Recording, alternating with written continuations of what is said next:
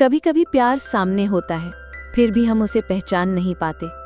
लेकिन क्या प्यार वाकई दूर चला जाता है या किसी कोने में छिपकर इंतजार करता है फिर से जगने का? कॉलेज के गलियारों में आप जुन्हो किसी साये की तरह नहीं बल्कि एक आम लड़के की तरह घूमता था। लेकिन वो जो महसूस करता था वो अब भी आम नहीं था।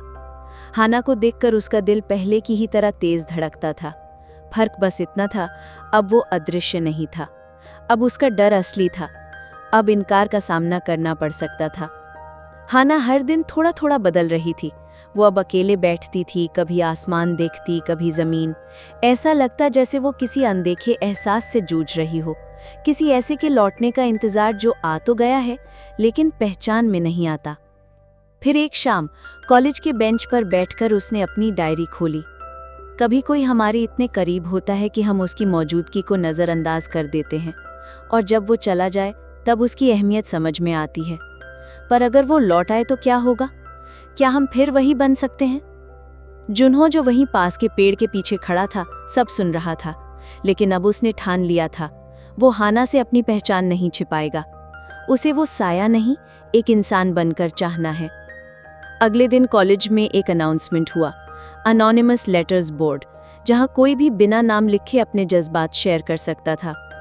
जुन्हो ने पहली बार अपने दिल की बात बिना अदृश्य हुए लिखी। मैं वो हूँ जिसे तुमने कभी देखा नहीं लेकिन महसूस किया था।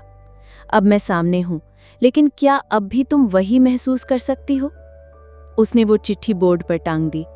हाना ने जब उसे पढ़ा तो वो सिहर उठी। उसका दिल जैसे रुक गया हो। उसने भी एक जवाब टांगा, अगर तुम वही हो जो मेरा साया था तो सामने आओ, मुझे अब अधूरा नहीं जीना। उस रात दोनों अलग अलग जगहों पर थे, लेकिन उनके दिल एक साथ धड़क रहे थे। अगली सुबह कॉलेज के पुराने म्यूजिक रूम में जुन्हो ने हाना को एक नोट भेजा, सिर्फ 2 शब्द, आओ बात करें। हाना आई। रूम खाली था, सिर्फ एक पुराना पियानो और एक धूल भरी कुर्सी। जुन्हो ने सामने आकर कहा, मैं हूं तुम्हारा साया, और अब मैं चाहता हूं कि तुम मुझे मेरे नाम से जानो। हाना चुप रही, उसकी आंखें नम थी। वो कुछ पल देखती रही, जैसे हर एहसास को पकड़ना चाहती हो जो पहले उसकी समझ से बाहर था। फिर उसने पूछा, तुमने क्यों छिपाया खुद को इतने दिन? जुन्हो ने जवाब दिया, क्योंकि मैं खुद से डरता था कि अगर तुमने देख लिया मुझे, तुम भी सबकी तरह मुझे आम समझोगी। पर जब तुमने बिना देखे मुझे चाहा, तब समझ आया कि सच्चा प्यार शक्ल से नहीं, एहसास से होता है। हाना ने अपनी डायरी खोली और एक पेज फाड़कर उसे दिया। ये वो पन्ना है जो मैंने उसी दिन लिखा था जब तुम्हारे कंधे पर रोई थी। अब इसे पढ़ो और जानो कि मेरी तलाश कब से खत्म हो चुकी थी, बस मुझे पता नहीं चला।